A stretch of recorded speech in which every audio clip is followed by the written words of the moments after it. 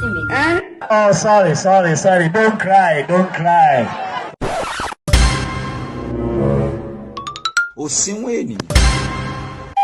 Oh no.